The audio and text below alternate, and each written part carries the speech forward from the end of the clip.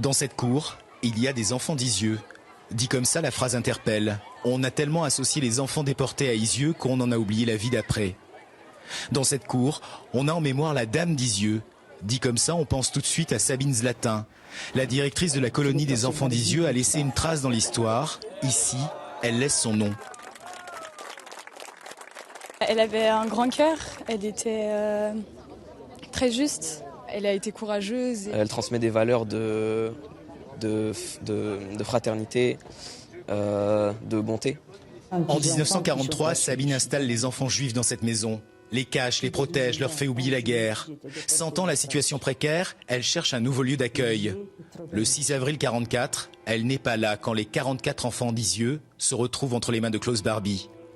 Elle fera tout ensuite pour que l'officier SS soit reconnu coupable de crimes contre l'humanité. Sabine Zlatin est vraiment un exemple de courage, d'engagement.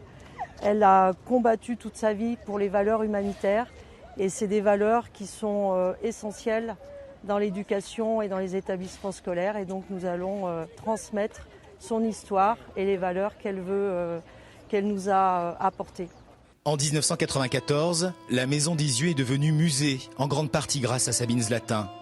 J'attendais depuis 50 ans ce moment.